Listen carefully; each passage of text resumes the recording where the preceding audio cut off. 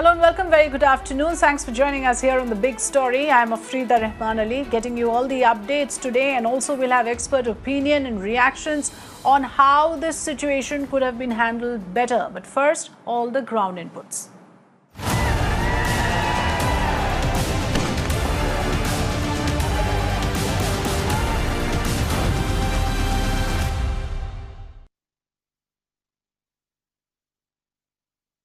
And well, the big update right now is that farmer groups are now being allowed to enter into Delhi to hold peaceful demonstration. Delhi police has finally relented and farmers are being allowed to enter the national capital for a planned protest march against the farm laws after a massive showdown which we've been witnessing since morning, both at the Delhi-Haryana border and also in some parts of the Delhi UP border. Farmers have now been permitted to protest at a ground in Burari area.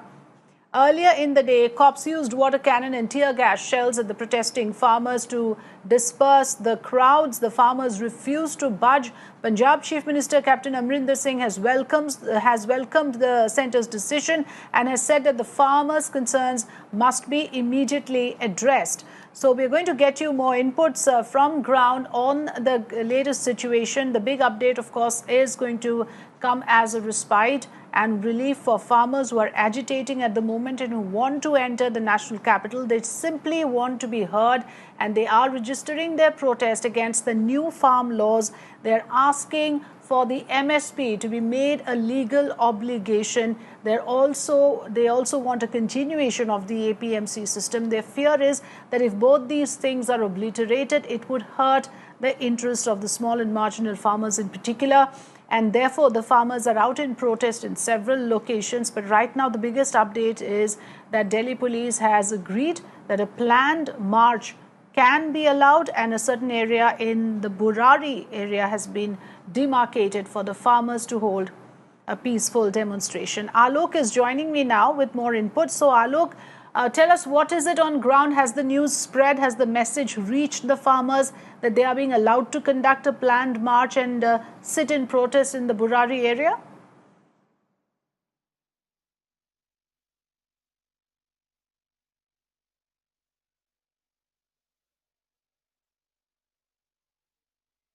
Afrida, there are 500 organizations of farmers who are protesting and doing this protest march towards the national capital, and making a consensus on among all these 500 organizations is not at all possible, because remember, the farmers have demanded to reach to the Parliament Street, there where the Jantar Mantar is located, or to the Ramlila Maidan. These two places are located very close to the parliament, and they are feeling that if they reach to that place and they conduct, if they do the sit-in protest, then their message will be reaching to the central government. But now the government is now the central government and the Delhi police is allowing them to move to the national capital, but not towards the parliament. And in fact, if we see, the parliament is located around 30 kilometers away from Burari. So definitely it's a long distance. If they are allowed to go to the Burari, there is a Nirankari Bhavan, and the Nirankari Bhavan has a huge ground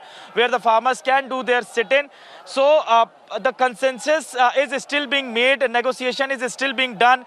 There are some farmers organizations are ready to do that, but many farmer organizations are still not ready to go to Burari. They want to do the sit-in only in Ramlila Maidan. So this is what the situation is. In fact, what my video channel is showing you, that there are farmers, there is negotiation is going on.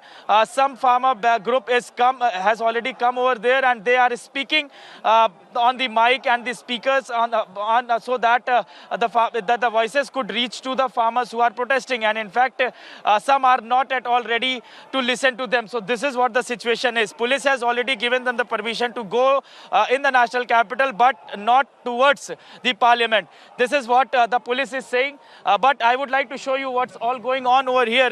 One side the negotiation is going on. Other side you can see the farmers are in fact covered all over this street. This road is completely covered with the farmers.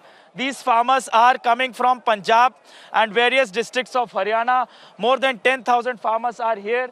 those who are in fact come over here with their rations, with their clothes, because they are wanting to meet the government, they are wanting to do the sit-in, they are wanting to do the dialogues as well, but not before that. Once they will get the place to do the sit-in in the national capital, then only the conversation and the dialogues will be started. But right now the negotiation is going on over the Burari issue, which we have already telling to our viewers. Back to you. Yes, absolutely. So that's the big update that Alok is bringing us, that yes, there is some amount of relenting on the part of the central government, allowing the farmers to sit in protest in a designated area in the Burari area of the national capital. However, Alok also pointing out that many farmer groups may not actually accept and approve of that, since they would like to be protesting closer to the Parliament Street, either in Ramlila Bhavan or in the Jantar Mantar, which are of course again the well-known protest grounds. I have with me now, joining me this afternoon here on The Big Story, Gopal Krishna Agarwal, who's a national spokesperson for the BJP, and also Abhimanyu Kohar, who's a national coordinator of the Rashtriya Kisan Mahasangh. In fact, Abhimanyu is right there on ground at the moment, is what I understand. I want to first quickly go across to Abhimanyu Kaur to get an understanding on whether they are agreeable to this offer that is being made. Abhimanyu ji, आप बताएंगे क्या आपको मंजूर है ये कि बुरारी में आप सिट इन प्रोटेस्ट करें? डेजिग्नेटेड एरिया की आपकी मांग थी, वो मांग आपकी सुन ली गई है?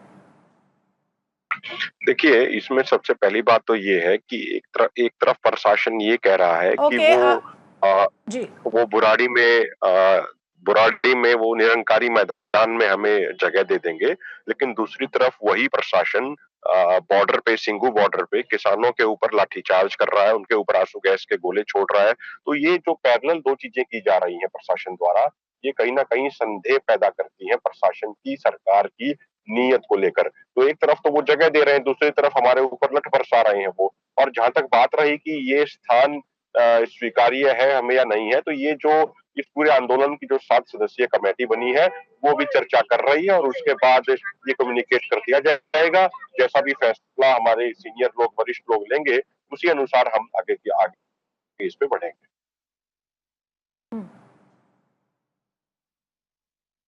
जी, तो कुछ समाधान हम उम्मीद कर सकते हैं कि इस तरह की जो एजिटेशन है वो अभी that will come to an end, there will be some sort of a peaceful resolution. But Gopal Krishna Agarwal ji, जानना चाहूंगी आपसे कि क्यों इस तरह के जो पीसफुल प्रोटेस्टर्स हैं उन पे फोर्स का इस्तेमाल क्यों किया गया? किस तरह का इमेज बनता है आपकी सरकार का? क्योंकि ये कहा जा रहा है कि आप किसान विरोधी नजर आ रहे हैं जिस तरह से आपने हैंडल किया।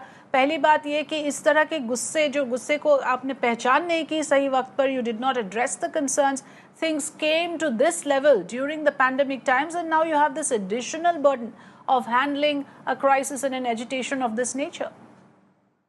देखिए अफरीदा जी, 2-3 चीजें यहाँ पे स्पष्ट होनी चाहिए। अभिमन्यु जी और भी कई, मैं कल से अलग अलग चैनल्स पे बैठा हूँ। एक तो ये जो एमएसपी और इसको लेके जो भ्रम फैला हुआ है कि ये तीनों बिलों से एमएसपी को हटा दिया जाएगा, जिसके कारण ये एजिटेशन इतना विकट रूप लेने का प्रयास कर रहा है, तो यह बात बिल्कुल गलत है। इन तीनों बिलों की डिमांड जो है कि हटाने की, उसमें एमएसपी के बारे में कोई चर्चा नहीं है। तो सबसे बड़ा कंफ्यूजन तो यही है कि किसानों की मांग एमएसपी को लीगलाइज करने को लेके है या इन बिलों को हटाने का है, क्योंकि ये दोनों अलग अलग विषय हैं। और दूसरी बात यह है कि ये जो सारा एजिटेशन है यह कांग्रेस और अपोजिशन के द्वारा प्रायोजित है, पंजाब से निकल के चल के आ रहा है, जहां पे ये मिडिलमैन, ये जो बिचौलिए थे, उनके फंडेड और फाइनेंस्ड आंदोलन है। क्योंकि बाकी प्रदेशों में ये जो तीनों बिलों का स्वागत किया जा रहा है और कहीं भी कोई ऐसा बड़ा ऑब्जेक्शन नहीं है। देखिए, किसानों की समस्या हम समझ रहे हैं, उनकी बहुत सारी समस्याएं, और यही तीनों बिल उनकी सारी समस्याओं को खत्म कर देंगे, यह भी हम नहीं मान रहे। लेकिन जो उनकी समस्याएं, उनको वो अगर इस बिल से कुछ लोग, उनके लीडर जोड़ के केंद्र सरकार के ऊपर निशाना साध रहे हैं, वह केवल राजनीतिक लक्ष्य के अनुसार हो रहा है। दूसरी बात यह है महत्वपूर्ण कि कोई भी किसान या आंदोलन कोई अगर 3 तारीख को जो हमारे मंत्री जी ने उनको बुलाया कि पहले से ही तय था कि 3 दिसंबर को चर्चा के लिए हम तैयार हैं और उनकी जो भी समस्याएं उनको सुन के हम रिजॉल्व कर देंगे। अगर कोई चीज ऐसी होगी कि उनकी समस्या जो हम मानने वाली होगी इन बिलों को लेके, तो उसको भी हम एक्सेप्ट कर देंगे। तो फिर 3 दिसंबर के पहले ये इतना बड़ा एजिटेशन करना कहीं ना कहीं कुछ ना कुछ इसके आयोजकों की भ्रम की स्थिति हो सकती है या कुछ वेस्टेड इंटरेस्ट की पॉलिटिकल इश्यूज की बात है। तो यह बातें बहुत महत्वपूर्ण थी जिसको लेके यह जो अभी दुविधा की स्थिति थी। लेकिन अब मुझे लगता है कि इन्होंने पीसफुल है तो इतनी तैयारी जिस तरह से करके लेकिन आप जो कह रहे हैं कि ये कांग्रेस स्पॉन्सर्ड एजिटेशन है, उस पे मैं अभिमन्यु जी का रिस्पांस चाहूंगी, but before that I am just going to quickly dip into the update that has just come in with Rahul Gandhi reacting to this situation. Let's quickly take a look at the tweet posted by Rahul Gandhi.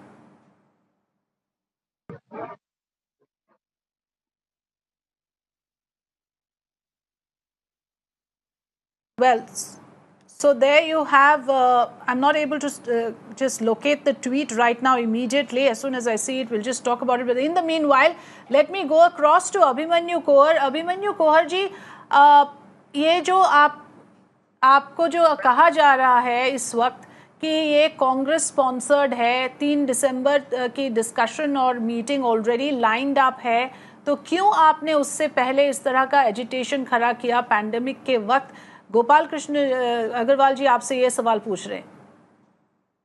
देखिए, जो ये कृषि कानूनों के कितने नुकसान हैं ये हमें मालूम है, तो ये हमें गोपाल प्रसाद जी से इसकी क्लास लेने की हमें जरूरत नहीं है. जब ये 5 जून 2020 को आए थे, उसके बाद हमने माननीय प्रधानमंत्री जी को कई बार खत लिखा, 6 जुलाई को पूरे देश में ज्ञापन दिया, उसके बाद जगह जगहों पे हमारे ट्रैक्टर मार्च शुरू हुए और ये झूठ बोल रहे हैं कि सिर्फ पंजाब में है ये. अभी कुछ दिन पहले कर्नाटका में पूरे कर्नाटक को ग्रामीण बंद आयोजित किया गया था. अभी हमारे तमिलनाडु के 300 किसान जो ट्रेन में आ रहे थे उनको उतारा गया मंगला एक्सप्रेस से, उनको अरेस्ट किया गया वहां पे तमिलनाडु के किसानों को. केरल के जो किसान आ रहे थे उनको अरेस्ट किया गया. हमारे मध्य प्रदेश के किसान आ रहे थे उनको आगरा में रोका गया, ग्वालियर में रोका गया, उनको मुरैना में उनकी गिरफ्तारी की गई. हम दिल्ली में हमारे कल 720 किसानों को गिरफ्तार किया गया. इसमें राजस्थान के भी किसान थे, हरियाणा के भी थे, मध्य प्रदेश के भी थे, उत्तर प्रदेश के भी थे, छत्तीसगढ़ के भी थे, केरल के भी थे, सब जगहों के, कर्नाटक के भी किसान थे. तो ये गलत बात कह रहे हैं, ये गलत चीज फैला रहे हैं कि सिर्फ एक राज्य है पंजाब पे किसानों का है, ऐसा बिल्कुल भी नहीं है. और दूसरी बात जो कांग्रेस की कर रहे हैं, देखिए ये आंदोलन आता है तो पराजित होता है. So there is a very strong word coming out of the opposition parties also saying सच्चाई की लड़ाई लड़ रहे किसानों को दुनिया की कोई सरकार नहीं रोक सकती. मोदी सरकार को किसानों की मांगे माननी ही होगी और काले कानून वापस लेने होंगे. So this is the word coming out of Rahul Gandhi. Gopal Krishna Agarwal जी, इस पे आपकी प्रतिक्रिया, क्योंकि ये जो है आप कह रहे हैं पॉलिटिकल मामला बन गया है, but the fact of the matter is that Punjab farmers, as you would know probably, has a massive contribution in terms of the wheat and paddy crops. In fact, if you look at the data, even as we speak, and the data I'm going to read out from this year, out of the total purchase of 307 lakh metric ton, Punjab alone has contributed 202 lakh metric ton, 65% of the total procurement. तो पंजाब के किसान क्यों नहीं अपने हक के लिए लड़ाई करें? क्यों उनकी सुनवाई ना हो? Why should they not ask for what is due to them, and why are they not being considered as the biggest stakeholders in any of these decisions? Afridi, you raised a very important point, is that you said 202 metric ton of food grains have already been procured from Punjab, which is constitutes 65% of the total procurement from the yes. all India. And what is this? This is 20% higher than the last year. So now yes. your own question is that when the procurement on MSP has increased by 20% from the last year, then why the farmers are protesting? They are saying that MSP is being removed, and now your own figure shows clearly that till yesterday, 26 November, we have procured more than 200 metric tons of food grain from Punjab only, and which is 20% higher than the last year.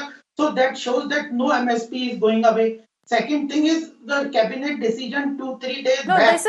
Is this just the beginning? The fear is not that the farmers will not benefit immediately. The fear is that in the long run, when the corporate giants take over, the fear is that in the long run, MSP will be obliterated and the APMC will become redundant. Sure enough, in the immediate context, there will be some benefits to reap. The government wants to prove a point. Abhimanyu Kaur ji, आप जवाब देंगे इसका, क्योंकि जो है हम देख रहे हैं कि प्रोक्योरमेंट तो इस साल बहुत ज्यादा हुआ है पंजाब में, तो आप सरकार को दोषी कैसे मान सकते हैं इसमें?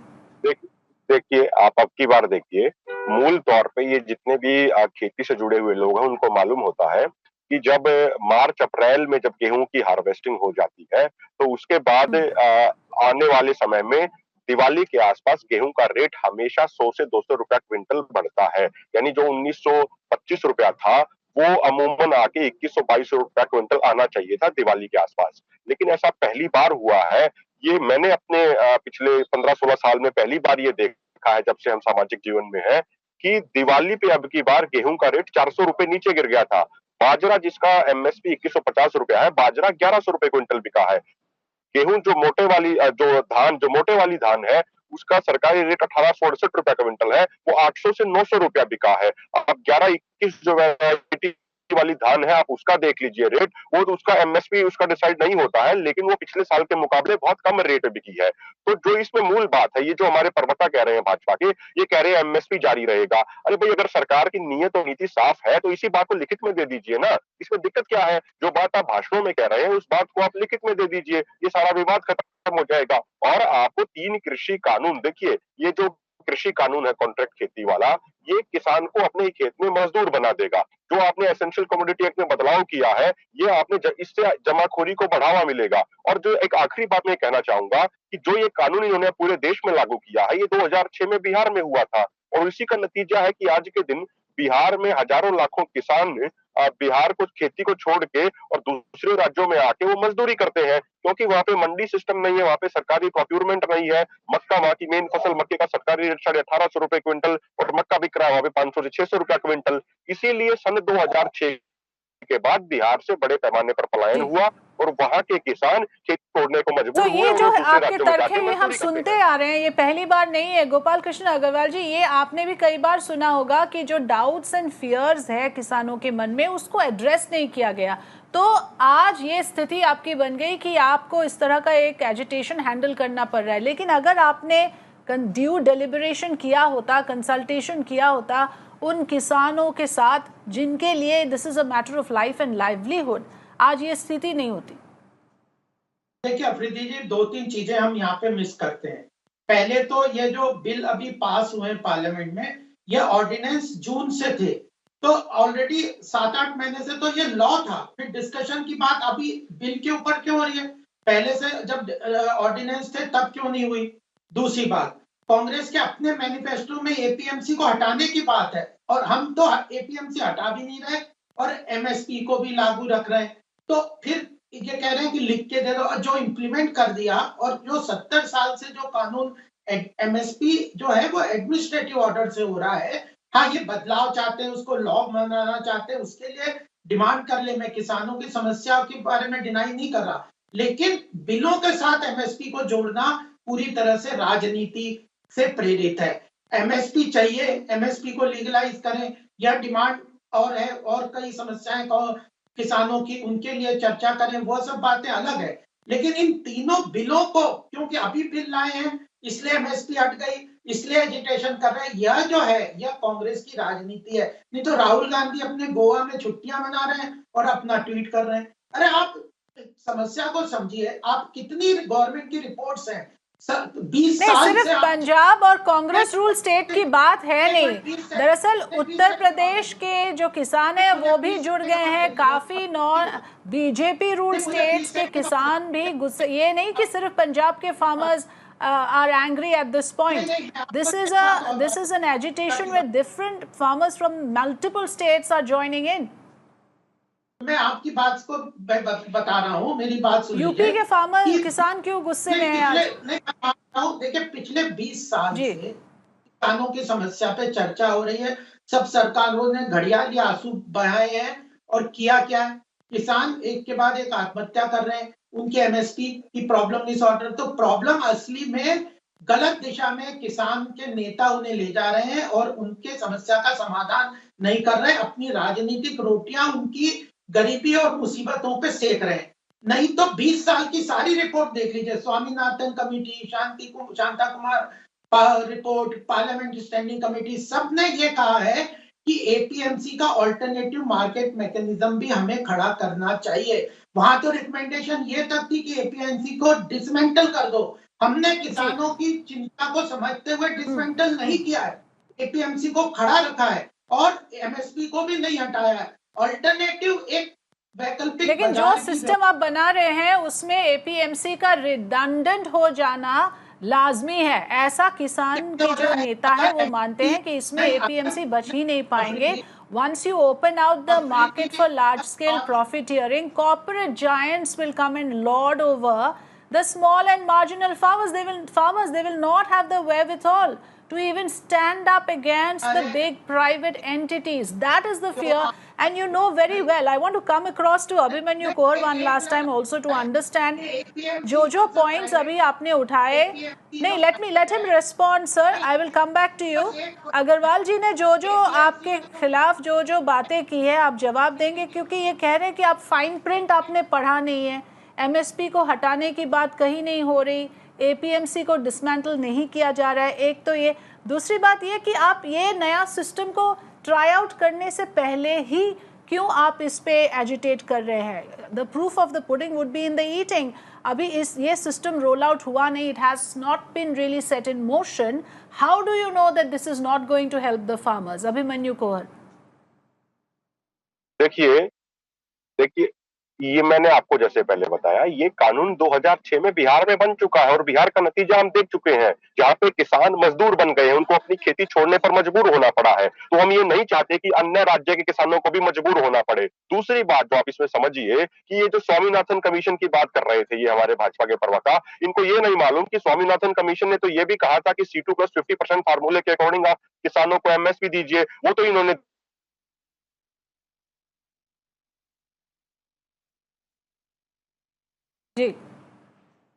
Okay, I have a reporter on ground. Let's also dip into what's happening in real time, even as we speak. Alok, over to you. Take us through the latest pictures and visuals and talk us through those pictures, please.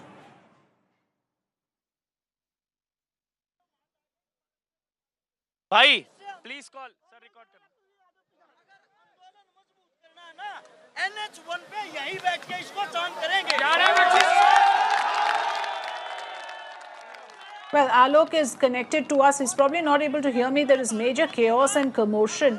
The kind of agitation that we have seen today, the number of methods and means that were used to stop the farmers, whether it is anti-riot gear that the security forces were using, whether it is tear gas being lobbed or water cannons being fired. There was a major face-off that happened between the police and the protesters, and we're still waiting for a peaceful resolution to that crisis.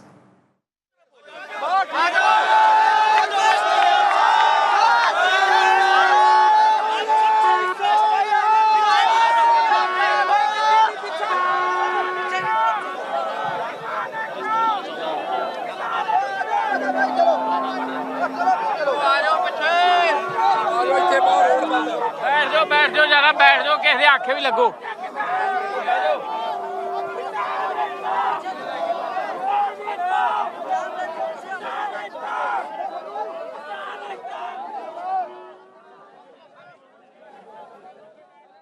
All right, so we'll have to conclude the discussion here. Abhimanyu Koher and Mr. Agarwal, thank you so much for joining us. Gopal Krishna Agarwal of the BJP and Abhimanyu Koher, farmer representative, who talked to us about the important points on both sides of the argument. There is this view that the farmers are being misled.